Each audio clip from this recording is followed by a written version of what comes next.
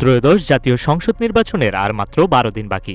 এরই মধ্যে আলোচনায় এসেছে প্রধানমন্ত্রীর নতুন সরকারি বাসভবন কোথায় হবে। বাসভবনের স্থান নির্ধারণের কাজ করছে গৃহায়ন ও গণপূর্ত মন্ত্রণালয়। ইতিমধ্যে স্থাপত্য অধিদপ্তর নতুন বাসভবনের নকশা প্রণয়নের কাজ শুরু করেছে।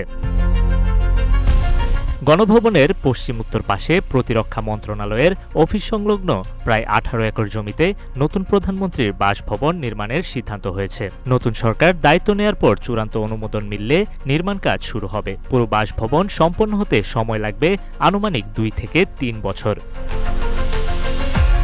এই সময়ের মধ্যে প্রধানমন্ত্রী রাষ্ট্রীয় অতিথি ভবন যমুনা অথবা সংসদ ভবন সংলগ্ন স্পিকারের বাসভবনে থাকতে পারবেন। প্রধানমন্ত্রীর পছন্দ অনুযায়ী প্রয়োজনে ডেপুটি স্পিকারের বাসভবনও যুক্ত করা হবে স্পিকারের বাসভবনের সঙ্গে।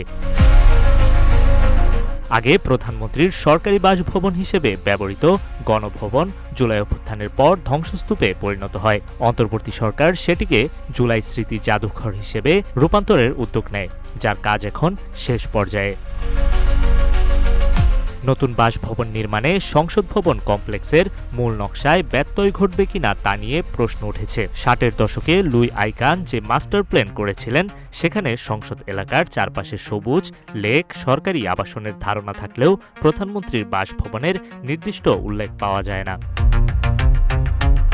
বাংলাদেশ চীন মৈত্রী সম্মেলন কেন্দ্রের পাশে উন্মুক্ত স্থান এবং আগারগাঁও শ্যামলী সড়কের পাশে পুরনো সরকারি কোয়ার্টার ভেঙে বাসভবন নির্মাণের প্রস্তাব উঠলেও শেষ পর্যন্ত প্রতিরক্ষা মন্ত্রণালয়ের পাশের জায়গাটি চূড়ান্ত করা হয়। গণপূর্ত সচিবের নেতৃত্বে গঠিত কমিটিতে স্থপতি, প্রকৌশলী, বুয়েটের অধ্যাপক এবং পেশাজীবীরা উপস্থিত ছিলেন।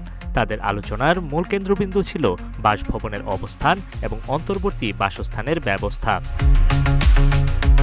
দীর্ঘদিনের ক্ষমতার প্রতীক হিসেবে ব্যবহৃত গণভবন এখন স্মৃতি জাদুঘর, আর তার পাশেই গড়ে উঠছে নতুন প্রধানমন্ত্রীর বাসভবন। শেরেবাংলা নগরের এই পরিবর্তন শুধু স্থাপত্যগত নয়, এটি বাংলাদেশের সাম্প্রতিক রাজনৈতিক ইতিহাসের এক দৃশ্যমান রূপান্তর।